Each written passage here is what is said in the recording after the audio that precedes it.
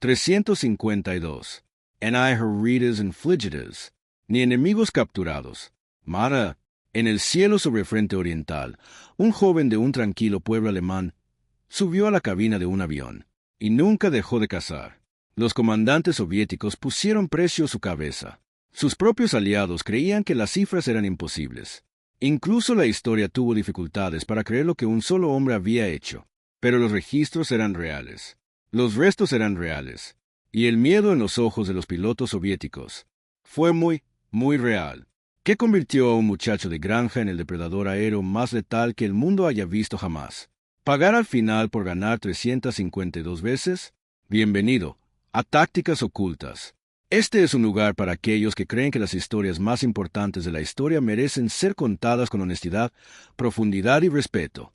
Si es la primera vez que vienes, es un placer tenerte aquí. Y si ya has estado aquí, gracias de corazón por volver. Para quienes aman la historia real, esa que rara vez se cuenta en los libros de texto, les pedimos algo sencillo. Suscríbanse. Solo les tomará un momento y así podremos seguir contando estas historias. Además, ¿desde qué parte del mundo se está viendo esto ahora mismo? Dejen en los comentarios una ciudad, un país o incluso una bandera. Siempre es un placer ver hasta dónde llegan estas historias. Si la historia real te inspira, no dudes en darle a me gusta y activa las notificaciones para que siempre recibas la próxima noticia sin previo aviso. Ahora, volvamos a Erich Harman. El siglo XX tenía la costumbre de convertir lugares ordinarios en cunas de una violencia extraordinaria. Guerim-Chombuch no era un lugar que sugiriera el destino. Un pequeño y tranquilo pueblo en el suroeste de Alemania, rodeado de bosques, campos de cultivo y el ritmo pausado de la vida rural. Un lugar donde el sonido más fuerte un domingo por la mañana eran las campanas de la iglesia, y donde la ambición no se medía en conquistas, sino en la cosecha. Fue aquí, el 19 de abril de 1922, donde nació Erich Alfred Harman. Su padre era médico. Su madre, Elizabeth, era algo excepcional. Una mujer enamorada del cielo en una época en que éste aún era una frontera. Poseía una licencia de piloto de planeador a una edad en la que a la mayoría de las mujeres se les desaconsejaba tener opiniones. Fue ella quien puso por primera vez las manos de su hijo en los mandos de un planeador. Fue ella quien le enseñó que la altitud no era peligro, sino claridad. Harman debutó como solista a los 14 años. La mayoría de los chicos de su edad leían historias de aventuras. Él vivía dentro de una, en silencio, sin aspavientos, por encima de las verdes colinas de Baden-Württemberg. Pero el mundo que se extendía bajo esas colinas estaba cambiando de maneras que ninguna altitud podía eludir. La Alemania de la década de 1930 era una nación que se reconstruía tras una humillación. El Tratado de Versalles le había arrebatado su orgullo, su territorio y su identidad militar. En esa herida surgió un movimiento que prometía restauración y exigía todo a cambio. Para cuando Harman tuvo edad suficiente para afeitarse, el país donde nació ya había decidido para qué serviría su generación. En 1940, a los 18 años, Erich Harman ingresó en la Luftwaffe. No era un fanático. No lo impulsaban la ideología ni la gloria. Según la mayoría de los testimonios, incluidos los de quienes volaron a su lado, era alegre, casi juvenil, con una amplia sonrisa que parecía fuera de lugar en el contexto de la guerra total. Pero al Frente Oriental no le importaba la personalidad de un hombre. Lo único que le importaba era su capacidad de sobrevivir y su disposición a matar. El frente que aguardaba a Harman se extendía a lo largo de 2.000 kilómetros de brutalidad helada. Era un escenario donde los pilotos envejecían en semanas, donde la esperanza de vida se medía en misiones en lugar de meses, y donde el mismo cielo parecía rechazar la presencia de los vivos. Estaba volando hacia el espacio aéreo más peligroso de la historia de la humanidad, y de alguna manera le iba a encantar. Si esta historia te ha conmovido, dale un me gusta y compártela con alguien a quien apasione la historia real. Las mejores historias merecen ser leídas por más de una persona. La primera vez que Erich Harman estuvo a punto de morir, aún no había disparado ni un solo tiro con ira. Era noviembre de 1942. Lo habían destinado al Jagdgeschwader 52, el escuadrón de cazas más condecorado de la historia de la Luftwaffe, estacionado en las llanuras abrasadas por el sol y bañadas en sangre del Frente Oriental. Tenía 20 años. Estaba ansioso, y el entusiasmo, en ese cielo, casi siempre resultaba fatal. En una de sus primeras misiones de combate, Harman rompió la formación y persiguió un avión soviético con la temeraria confianza de un joven que aún no había aprendido a distinguir entre valentía y estupidez. Se lanzó en picado. Lo persiguió. Perdió por completo la noción de la situación. Regresó a la base no como vencedor, sino como pasajero en un aterrizaje forzoso, con su avión destrozado y su orgullo hecho pedazos. Su oficial al mando no lo felicitó por el intento. Lo que sucedió después es el verdadero comienzo de la historia de Harman, porque lo que distingue a las leyendas de las víctimas casi nunca es solo el talento.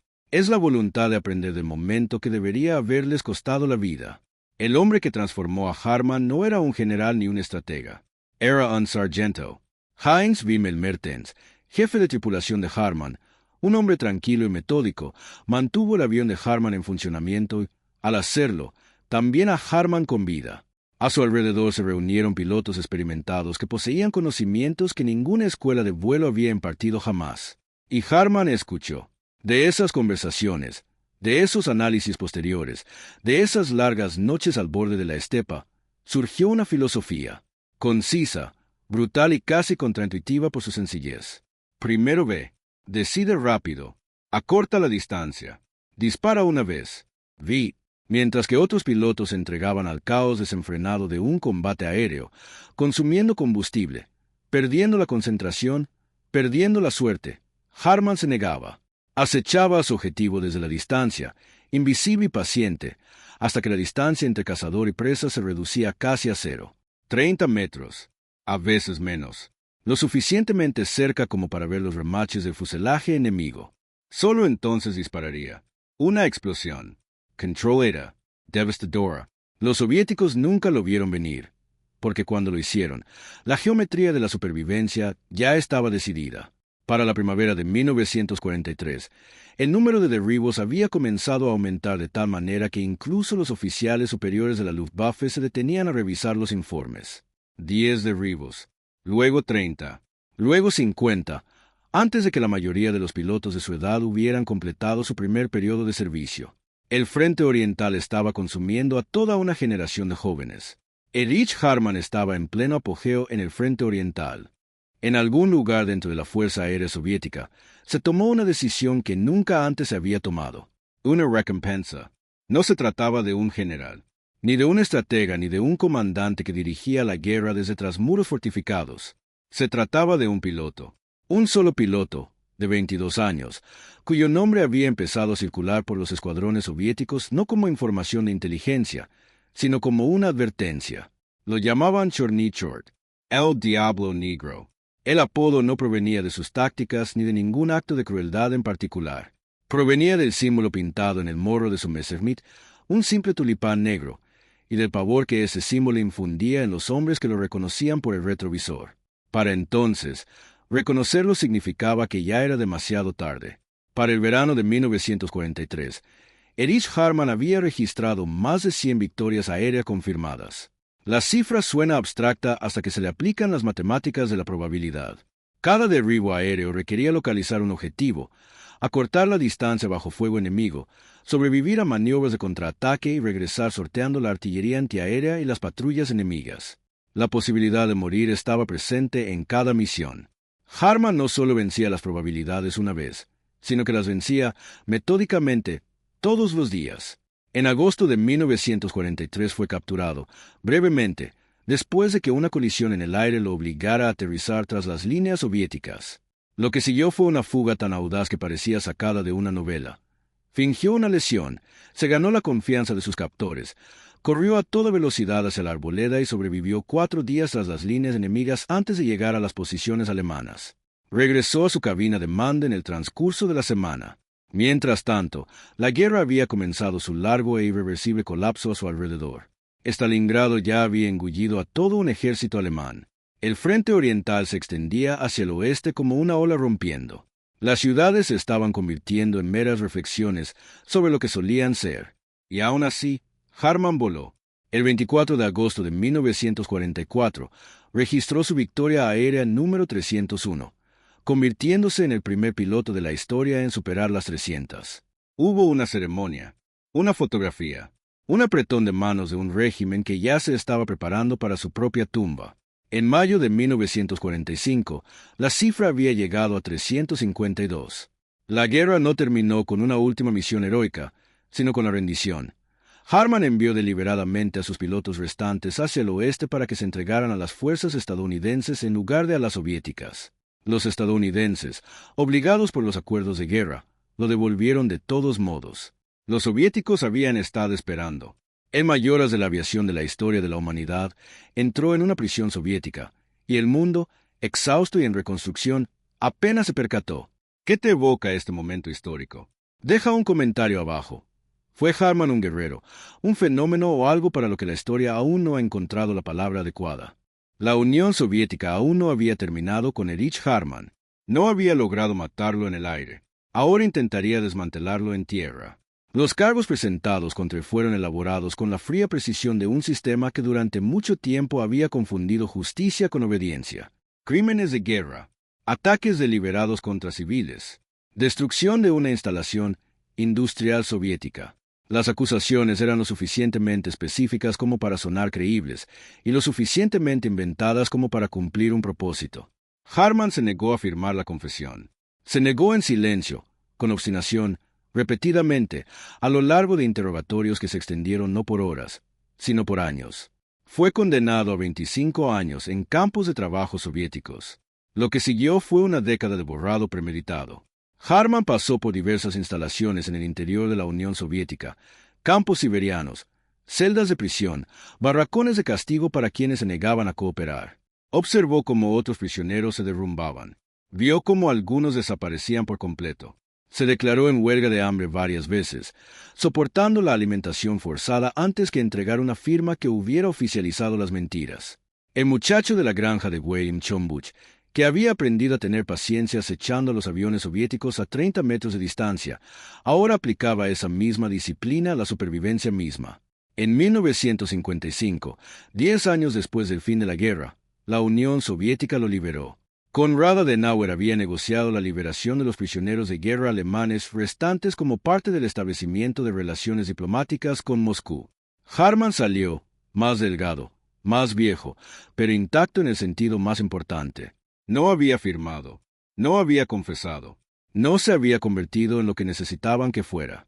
Regresó a una Alemania occidental que reconstruía su identidad entre escombros y culpa, una nación profundamente insegura, sobre qué hacer con un hombre que representaba la expresión más letal de una guerra de la que aún estaba aprendiendo a avergonzarse.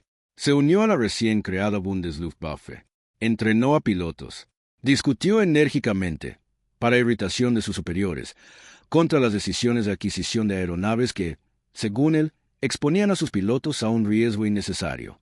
Finalmente, lo presionaron para que se jubilara anticipadamente. La institución consideraba su trayectoria útil para su mitología fundacional y sus opiniones incómodas para su administración actual. Murió el 20 de septiembre de 1993, en paz, en Guilin Chombuch, el mismo pueblo donde todo había comenzado. 352 victorias aéreas. Una cifra que permanece indiscutible en la historia de la guerra aérea. Ningún piloto, de ninguna nación, en ningún conflicto, antes ni después, se ha acercado siquiera a esa marca. Sin embargo, los datos plantean una pregunta que las estadísticas por sí solas no pueden responder. ¿Qué significa ser el mejor del mundo en algo que solo existe durante los peores momentos de la historia de la humanidad? Las muertes de Harman no construyeron nada, no curaron nada, no dejaron constancia de progreso humano.